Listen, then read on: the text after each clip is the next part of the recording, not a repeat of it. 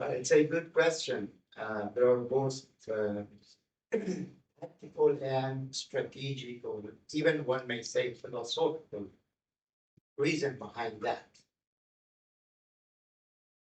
Uh, Tactically speaking, one may refer to certain developments in recent history, uh, oil resources and others. But there are more interesting, as I mentioned, the strategic, even philosophical reason behind that.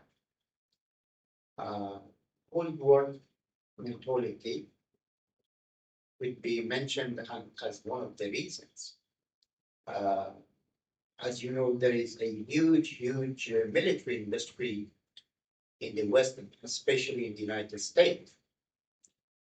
There should be a reason for industry to work, to produce weapons. So somebody should be considered as a threat. And this could be a reason behind it.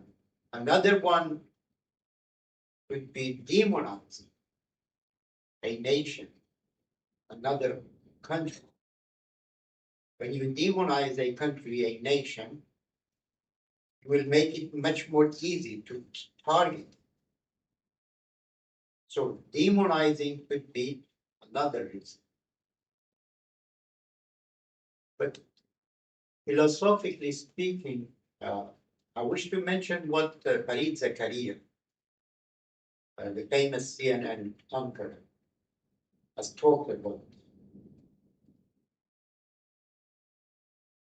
Once he said that our problem, and he was referring to Western countries, our problem is that we do not recognize others.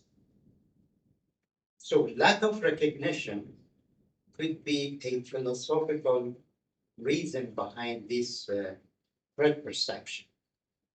They don't recognize others. And here, certainly, Iran could be considered as an others, because there are several countries that have dispute, for example, with the United States or with Western mentality.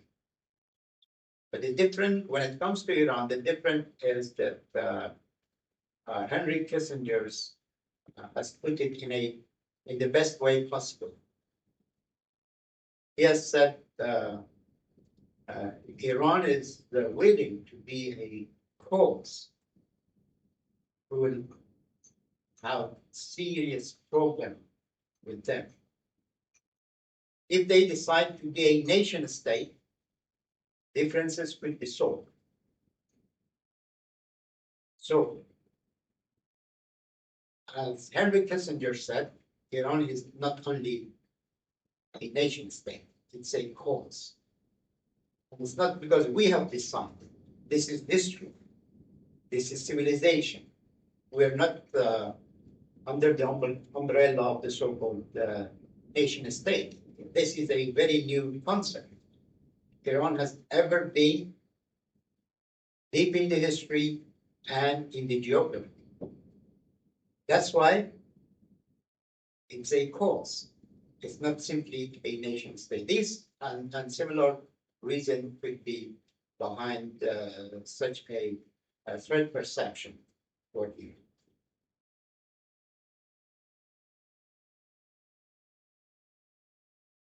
Well, there are historical reasons behind that. As I mentioned, one of them, for example, rich resources of the region, colonial rivalry between Western countries. I don't know, starting from 15th centuries and before that, up to the famous colonial age. They were, competing over oil resources and other resources. Market will be another reason. Security, controlling the important points like Strait of Hormuz, Suez Channel, Bab al-Mandab, and others. There are such a reason. But of course, there has been internal problems, internal issues, internal reasons as well. For example, lack of political development in our region. Again, these kind of reasons has been influenced by foreign elements and foreign competitions in our region. So we have external and internal problems.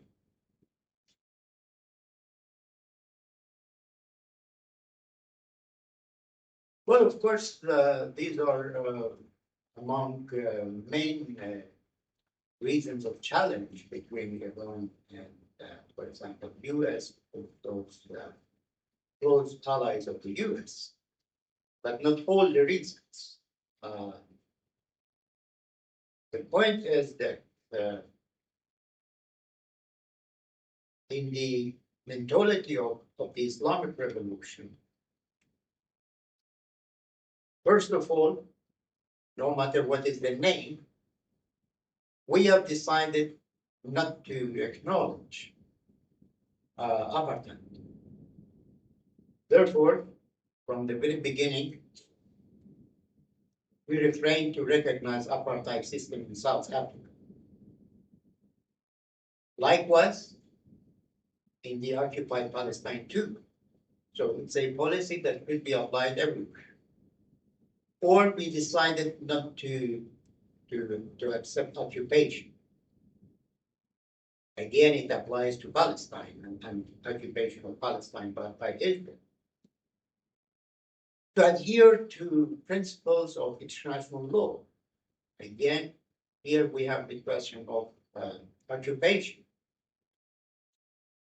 Therefore, true that these are among the major reasons of challenges, that the root cause are more deep, are more philosophical, rather than political confrontation. But you're right; these are among the most important reasons of confrontation.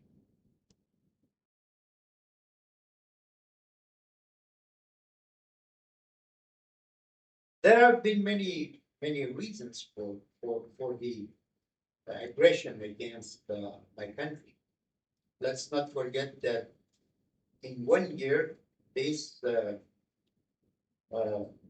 entity, Israel, has experienced aggression against 7 countries in the region. It's not only Iran, even Qatar. And they are threatening more countries. However, when it comes to the reason behind the aggression, apparently in their standard classical calculation, they thought that with the situation and the genocide they committed in Gaza, with the aggression they did against Lebanon, they thought that Iran is weaker than ever. So it's time for them to attack Iran as well. But as you know, the real result showed different, calculation. They faced a very hard target in Iran. Apparently, they thought that a critical moment has come to reach major goal and defeat Iran. But anyway, as I mentioned, the real result was not in favor of them. Even if you wish to think of for example, the smallest part of the resistance, for example, Hamas or Gaza, As you know, they waged a war against the Palestinians in Gaza with certain goals. One of them was to dismantle Hamas. But after 2 years of genocide, again, they're talking about disarming Hamas. So even they have failed to disarm the smallest part of the resistance, let alone Iran. For sure, I can tell you today, we are much more stronger than before the 12 days of aggression. Of course, they attacked Iran. They assassinated certain figures in Iran, scientists in Iran, more than 1,100 civilians. But since they do control and they applied severe censorship, people knows very, very little about the damage they suffer. And for understanding, according to our information, they have lost a lot. And they are fearful of its repeating.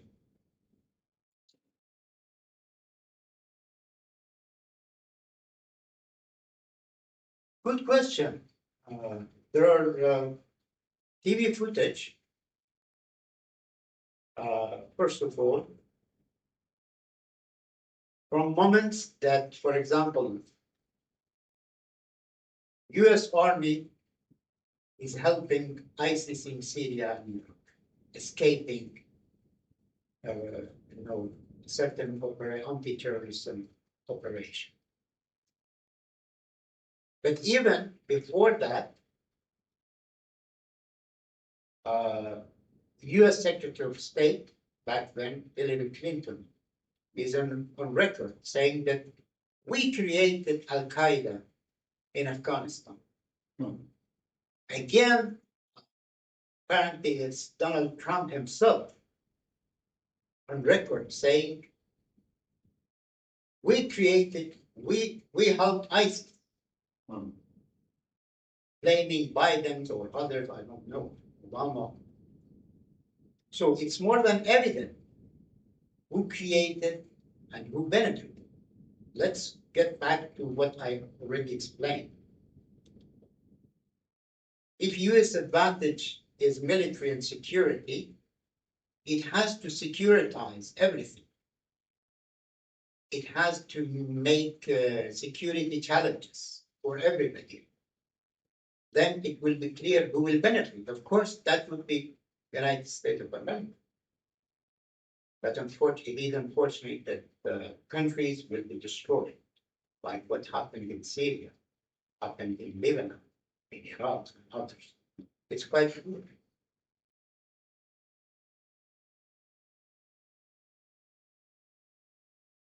More deep reason, we may get back to what I already explained. As I mentioned, Iran, for its opponent, is among others. So others are not entitled to key elements of power. And knowledge, technology, high tech is among those elements. So that could be the main reason. But according to our experience, they want Iran to beg for everything.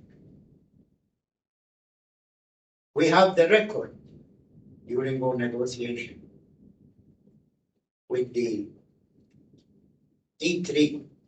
Today it's called E3. We were arguing for our need, the need of almost 1 million Iranian patients to radio medicine.